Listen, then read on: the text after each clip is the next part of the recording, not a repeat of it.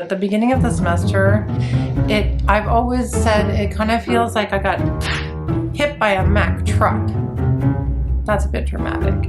Hi, hello, hi, Nola.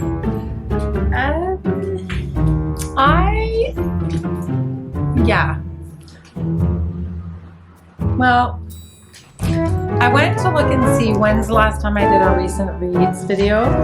And the last time I did a recent reads video was exactly 6 months ago. I am just swimming in books. There are books everywhere in this house, and I'm swimming in books at the moment. And I'm starting to feel very, very overwhelmed.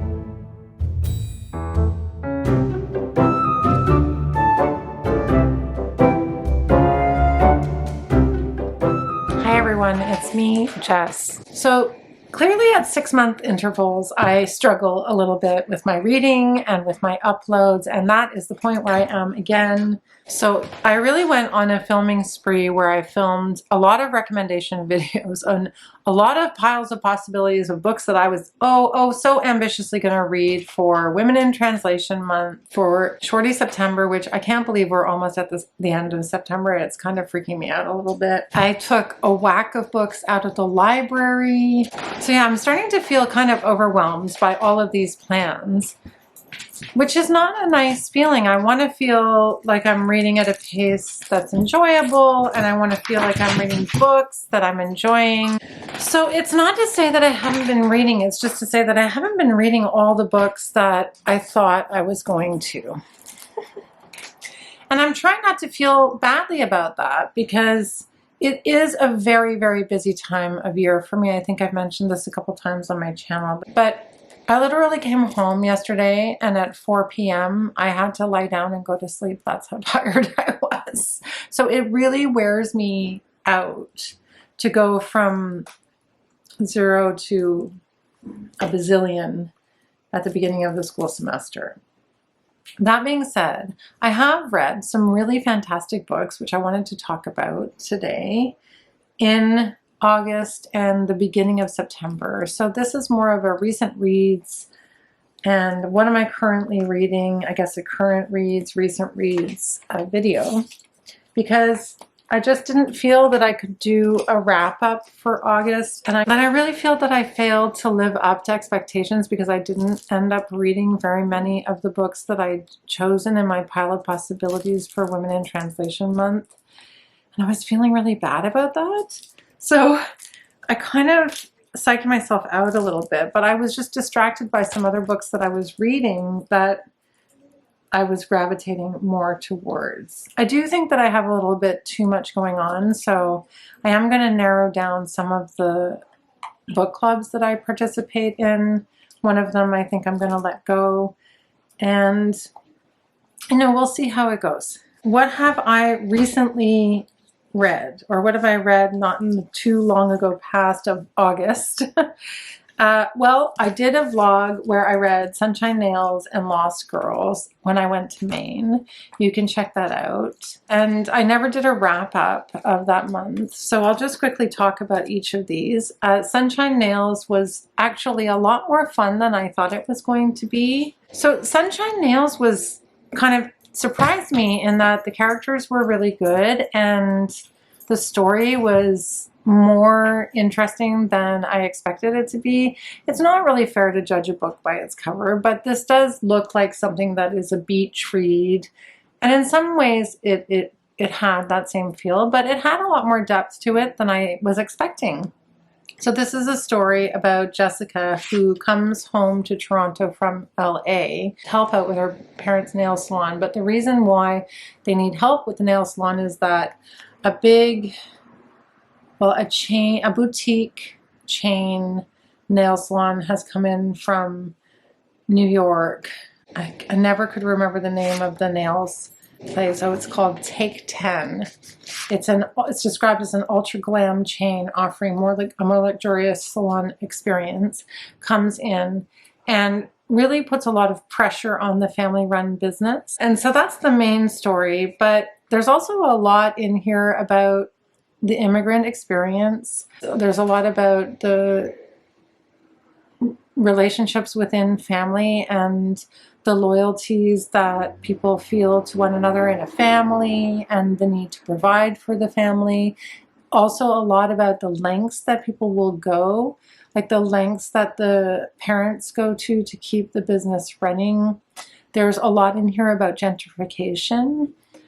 So it turned out to be a much more, it surprised me. It kind of took me by surprise. And I really liked the characters. I thought they were really well formed. And I enjoyed it. I'm happy I read it for my book club. And I mean, I would recommend it. It's not like literature, but it's definitely good and it explores a lot of interesting ideas. It was fun to read about something that was also set in Toronto. That was really fun. I'm sorry for all this outside mayhem noise. How annoying. And then in that same vlog, I read Lost Girls, which was so well researched and so well written and so humanizing. So this is the story about, it's really the story of Shannon Gilbert, who is the woman who, she was trying to get help at a certain point in a situation where these girls are escorts for hire through Craigslist. And she finds herself in Long Beach and she's like knocking on all of the neighbors' doors asking for help. And then she disappears. And then after her disappearance, this happens in 2010, they end up finding, I think, 4 bodies. And none of them are Shannon. So it opens up this whole case into these lost girls and into this investigation by Robert Kolker into the underworld of the escort service as it transitioned from being something that was managed by pimps on the street to something that was managed online through Craigslist and through women becoming more, in a sense, autonomous and independent, but also at the same time perhaps more vulnerable. Well, it seems more vulnerable. And what I really thought was so great about this book is just how humanizing it is written. There's a lot of background on the women and their station in life and their upbringing and about society and questions about just about how this can happen to women in our society. And I don't know, I just thought it was really, really good. I freaked myself out when I read it in Maine, though. I really scared myself when I read it in Maine because it was quite frightening. And I think there was a break in the case while I was reading it. So, but it really got me interested in reading more true crime because I forgot how much I love reading about true crime. So this was fantastic. It was so well written. And it's something that happened in the recent past, and it's something that seemed to have been fairly well organized in terms of these women being murdered because they were escorts, and pretty disturbing stuff, right? So anyway, there's a lot about Shannon's mom, a lot about the mums and family members and ex-boyfriends and their roles in trying to get the police to pay attention to these women's murders, which is another part of the story, just how these cases were not properly investigated. They weren't taken seriously because, of course, the women were escorts. So that was fantastic. So those two I read in the very early part of August when I went out to Maine. And I started reading, and this was a buddy read with Priscilla over at the Evening Reader, and I didn't get as far. We actually ended up abandoning this one, which is unusual for me. This is In the House in the Dark of the Woods by Laird Hunt. I don't know what to make of this little book. Like, part of me wanted to stay with it, but it was just so strange. This was such a strange little book. And when I started reading it alone in that big house in Maine, I was kind of creeped out. But then as I kept reading, I mean, it's the story about this woman, Goody, who finds herself in the forest, and she ends up at a house in the woods, in the forest, and she kind of is in this circular thing where she can't leave the house, or she ends up back at the house. There were parts of this reminded me a little bit of like some of the fairy tales like Little Red Riding Hood and Hansel and Gretel. And some of it was pretty creepy, but like it just kind of didn't go anywhere. Like plot-wise, it didn't really go anywhere. It was sort of vague. Like you couldn't tell if the woman was dreaming, or like I couldn't tell if the woman was dreaming about this, so she's in a dream, or if it was real, or if she went through some kind of like portal. Like I just didn't know what was going on. I found it kind of confusing. And by the time we'd gotten to 100 pages in, and we just still didn't know what was going on, and not all that much had happened, except for that the woman kept kind of going around in circles and finding herself back at this house with this woman, with this woman. The woman's name was Eliza. Oh, I don't remember right now. We kind of both gave up on it. That's unusual for me, but it was a DNF, and I really need to return it to the library, actually. So yeah, I don't know. That one just didn't hold my attention, and I feel a bit bad about that because Monica recommended it, and I don't know, maybe another time I'll try to give it a try another time, but yeah, just couldn't keep my attention. Then I did a buddy read with Gemma. I'm sure Gemma and Alice have already talked about this book because they're way more organized than me, and they're more committed, I think. They probably did their wrap-ups already for August, but at the end of August, or near the end of August, we read I Who Have Never Known Men by Jacqueline Harpman. And in the end, this is like the only book, this is the only women in translation book I ended up reading. I mean, I did read Our Share of Night the month before, so that was a big, big book. But of my list, I don't even think this was on my list, and this is the only one that I read. So I felt really kind of awkward about that. And I think that stopped me from wanting to do a wrap-up for, I think it's one thing to get on and talk about books that you want to read and books that you recommend that you've already read, and a pile of possibilities, but a pile of possibilities is a pile of possibilities. And the reality is that I just had a really busy beginning of my semester, and my semester starts in August, and I just got totally overwhelmed with work. It's not an excuse, it's an explanation. This was such a strange little book. So this is a story about 39 women who are imprisoned in a cage underground. And the narrator in particular is a child when they're put underground. So she has an experience where she is surrounded by women and does not know men, except she does know or interact minimally with the guards. So there are guards that bring them food and, well, guard them. But she doesn't really have any knowledge of the outside world or the way the world worked before they ended up imprisoned. So it reminded me so much of women talking in a certain way, because it's that idea of being isolated and separated from the rest of society when I was reading it. But then something happens, I don't want to ruin the book for you guys, but something happens and it changes the situation for all of these women, and they find themselves out in the world. So I guess I give that away, but it's not necessarily what we expect. And it's one of those books where I didn't watch Gemma or Alice's reviews yet, but it's one of those books where you're reading out, and you're like, I hope something happens soon. Like, is anything going to happen? Is anything going to happen? And then you realize that, like, the point of the book is kind of that nothing. Well, again, I'm giving too much away. How do I talk about this without giving too much away? Because things do happen. But this book is just not like anything I've ever read before. And I think it has a lot to say. So I guess I'll say spoilers ahead for anyone watching who hasn't read this. I'm going to talk about like spoilers in this part of the review.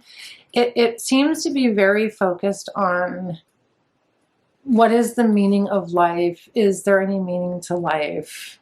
What is the point of being alive? And in particular for our narrator, because she ends up being alive near the end of the book for a long period of time by herself, because the only people that survive after they get out of this underground cage are the women. And they die eventually. They're all older than her, so they eventually die off one by one. And then she ends up by herself, and there's just this question of like, is there any point to being alive if you're not interacting with anyone else? And on the one hand, she finds that there is, because she can still be creative, she can still interact with the past in some cases, and she can still interact with like the world around her. But it's like, it does call into question, like, why are we alive if we're not interacting with other people? And even when we are interacting with other people, what is the point of a life? Is it just a repetition of like going, gathering wood, making fire, catching animals, eating, you know, like feeding yourself and taking care of yourself? Or is there more to it? She does find a library at some point, and she does read quite a bit. I think she reads a gardening book first.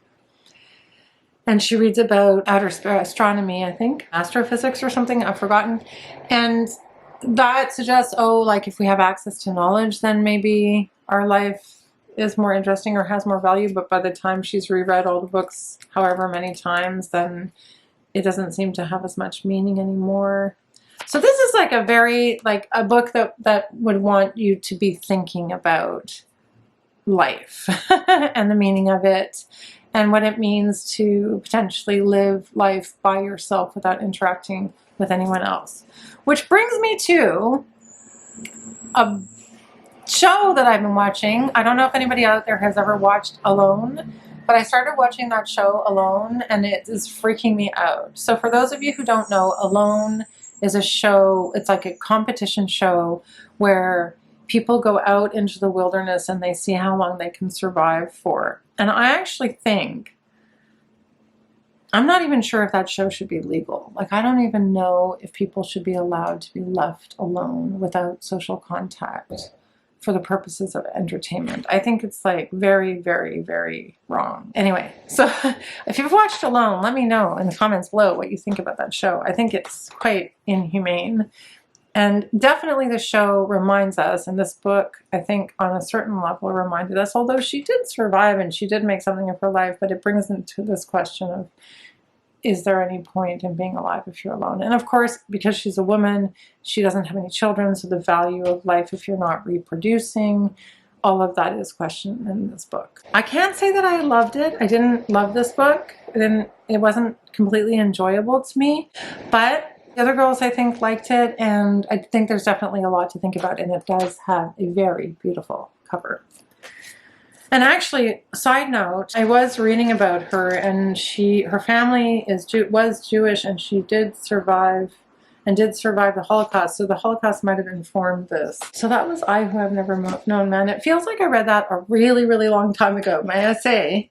May I say, two other books that I kind of started but haven't finished, but it's not because I'm not enjoying them, it's just because I haven't had enough time. One is The Setup by Lizzy Dent, which it's fun. I'm not that far into it. The story is about a woman who goes to see a fortune teller, and the fortune teller, in the middle of telling her fortune, goes into labor and has just told her that she's going to meet the man of her dreams like imminently. She goes into labor, she calls a taxi, she makes the woman wait for her for the taxi to come, and then the woman is kind of poking around, being nosy and trying on her veil and stuff, and a man walks in thinking that she's the fortune teller, so she then impersonates the fortune teller and realizes or thinks that this man is her destiny that the fortune teller was talking about, and decides to tell him that he should meet a woman by her name, same name, Mara, her name is Mara, in a certain place in the UK,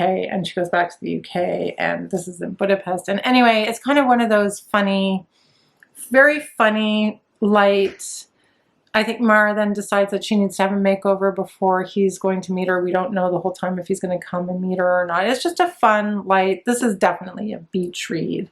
And I had read her other book, The Summer Job, last summer and really enjoyed it. So I don't know if this is as good as The Summer Job. I'm not sure. It's quirky and silly and I'm enjoying it, but I think The Summer Job was just a bit better in terms of execution. This seems a little bit less Summer Job was more plausible. This feels a little less plausible, but still fun nonetheless. And I still want to finish it if I can.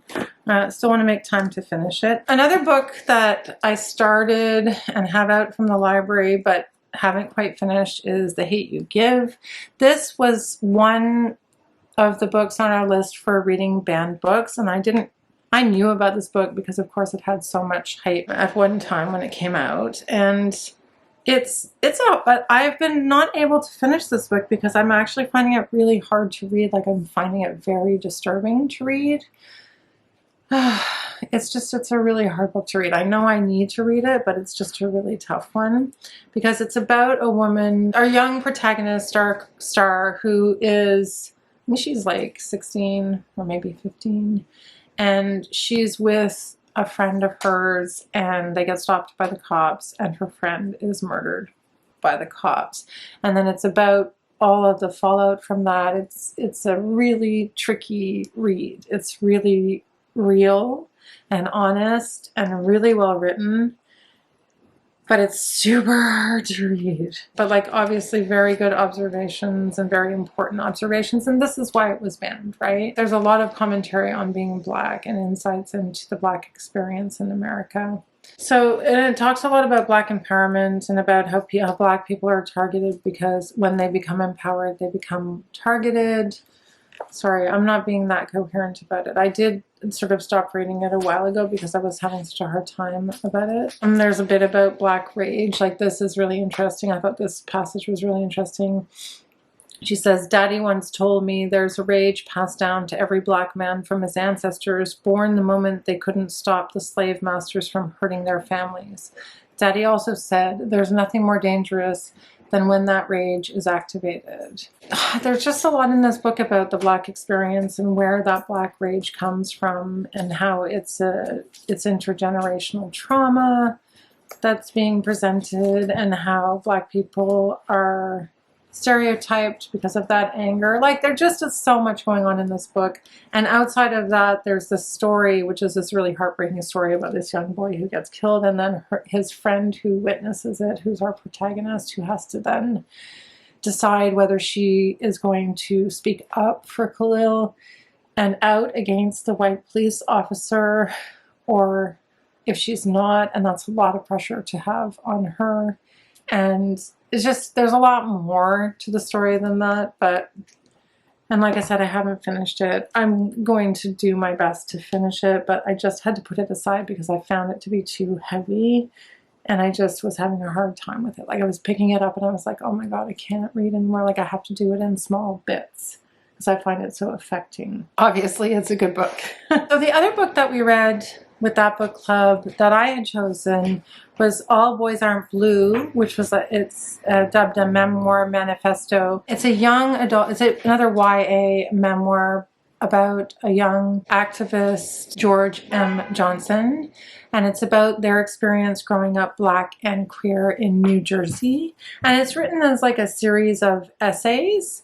Each essay is fairly self-contained, and I thought it was very well written and very endearing. Just growing up in an environment where there was a contradiction between being Black and being queer, and the way that queer people are treated in Black culture, and the way that, well, and also just the oppression of being Black. Yeah, I really enjoyed it. I thought it really explores ideas about family and family support. And then the very last chapter is about the death of Kenny, who was really the first person that he had in his life who really accepted him as queer, and that was very touching. And I don't know, I found the whole book very touching, very raw, very honest, super interesting to get that perspective, because I don't think it's the kind of perspective that we get very often. So that was great. I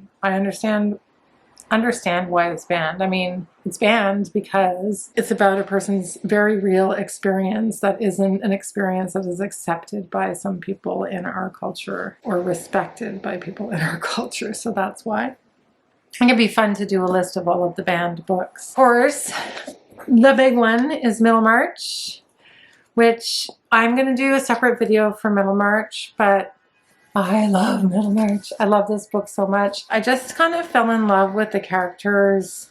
I did fall in love with the characters so much, and the story, and just the ethical dilemmas that the characters are put into. I want to do a separate standalone video of Middlemarch, so I don't want to talk too much about it in this recent reads. It was so good. I found it so funny. I marked so many passages. I found parts of it so sad when people aren't able to express themselves because they feel that they would be abandoning their character. There's so much in Middlemarch about character and having good character. There's so much about what it means to be a woman, and equally about what it means to be a man in this society at this given time. And it's just fascinating. And there's so much to say about it. I think I will leave it. I will leave it for a standalone. I did a poll, and not very many people were interested in hearing a standalone, or at least people who voted. But you know what? I'm still going to do that one. I'm still going to make that video because I want to. And the most recent stuff to talk about, most recently finished and kind of currently reading. So I'll talk about what I've recently finished. I just finished reading The Birthday Party. So this was another book that was taking up a lot of my attention because I had turned to it, or I had really wanted to read it because it was highly recommended by Eric Carl Anderson when he was reading books from the International Booker. And he said like it kept him up at night. Now, I'm just going to say right now that this book didn't keep me up at night. It didn't. I thought it was going to, and it was very good at building up tension, but it is an odd book, and it is written in a way that demands a lot from its reader. At first, I thought that this was because it's a translation from the French language, and I thought, oh, it's because the French language is kind of takes a long, like it's sort of infamous that it would take 10 words to say something in French that you could say with 1 word in English, but that's not why. It's actually the decision that he made in terms of the writing style. So the way that he's written this book, so the plot line is that it's a birthday party for a woman named Marion. Marion has a daughter named Ida, and she's with a man named Patrice.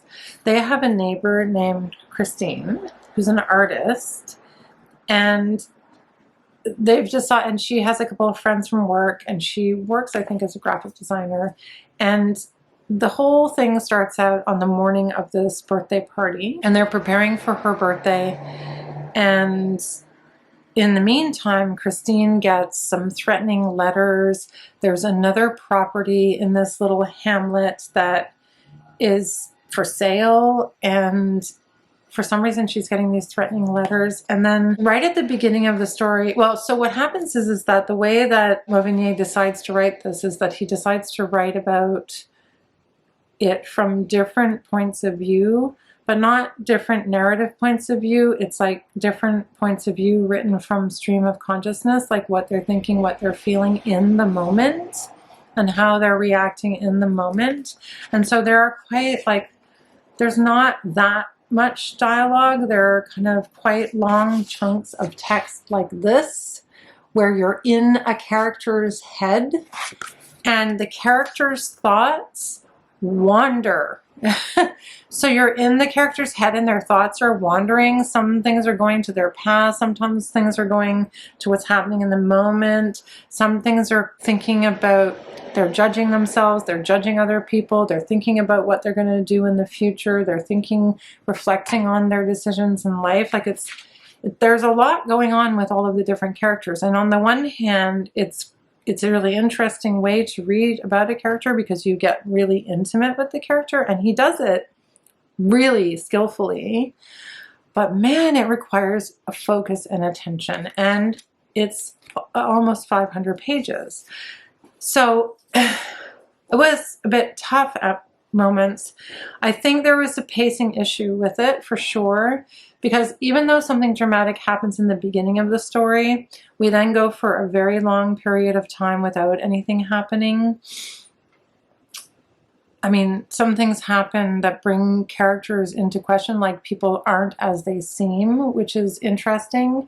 But nothing really dramatic happens in terms of the plot until the very end of the book, really, I would say. Maybe one thing happens like 350 pages in. And that's a lot to ask of your reader before moving the plot along. So I think that if he had been able to spread some of the plot points a little more evenly through the first part of the book, he would have been a lot more successful with this. But I do understand why people like it, and the tension was he was very, very good at creating tension, and there was a lot of commentary in the story about social class. Really, the story is about Marion, and what comes out ultimately in the story is about her and her past, and her being unable to escape her past, as well as being like sort of a dramatic crime thriller, because some people show up at this birthday party and they're unwelcome guests and they are dangerous people. And so the whole unfolding of that evening is stressful for the reader. So I can see why Eric stayed up all night reading it. Just to give you a sense of the writing, I'm going to read you a little passage about the little girl and how scared she was feeling. She is sent to go to bed at one point. She's trying to fall asleep, and she is really, really scared. And so this is what he writes to describe that. Tonight, it's like a bad dream is taking over.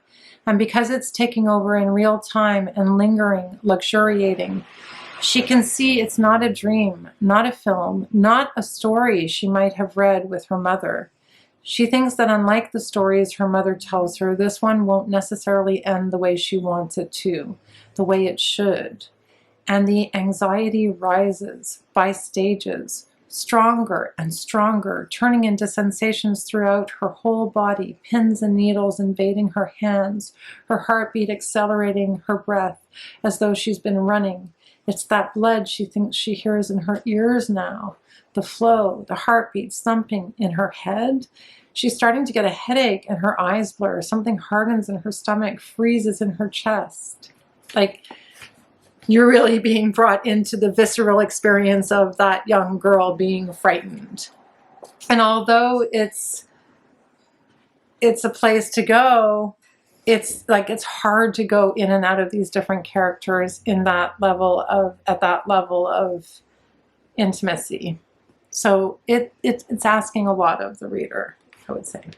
But if that sounds interesting to you, I think it's pretty masterful. Like, I was very impressed by this book. And I'm glad I read it ultimately, but it is a commitment. It's a little bit like how when people say, oh, you know, Giovanni's Room is a short book, but it's like one of those books that you really have to take your time with. This is like that. You have to take your time with it. It's dense. It's demanding. So yeah, that's what I have to say about the birthday party. But I've never read anything like that. I've never read anything like that before, and he was very skilled at obviously making you afraid, giving you tension. And I did see the ending coming. I will say I did see the ending coming, but only very close to the ending. So yeah, he keeps the tension going throughout that book. What am I currently reading right now? Well, I'm trying to read some books for Shorty September. I'm about halfway through Foster, and I don't know, I'm not like in love with this book yet, but maybe I will be soon. I'm enjoying the writing. I know everybody loves it. I'm waiting to see what is to love and hoping that it comes with the complete package. So far, I'm enjoying it though. I'm trying to read Why Sargasso Sea. I've only just started this one, so I don't have too much to say about it. I've talked about it on my channel before. This is the story about the woman in the attic from Jane Eyre. I am on my Kindle, so I can't show you the hard copy, but I can show you the cover. Oh, the cover just disappeared. never mind. I'll put the cover up. So I'm reading on my Kindle, The Bee Sting, which I am just adoring. It's a bit long, so it's taking me a little while to get through it. I'm not finished it yet. I'm loving The Bee Sting. The shortlist just came out for the Booker, and I was very happy to see The Bee Sting on it.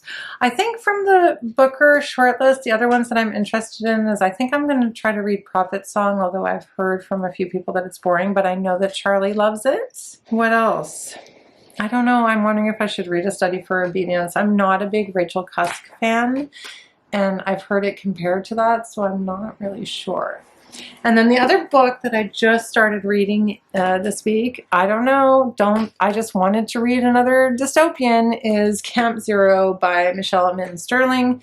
This is set in America in 2049, and it's a group of people who come to the northern Canada in this closed community that is controlled by, I think, a billionaire. It's set in the future. It's giving me like Handmaid's Tale, and I don't know, like they all have this flick that's inserted and that has been removed, and a flick is something that controls their thoughts or feeds them a newsfeed or something like that. Anyway, I've just started. I'm like literally 30 pages in, so that's what I'm reading.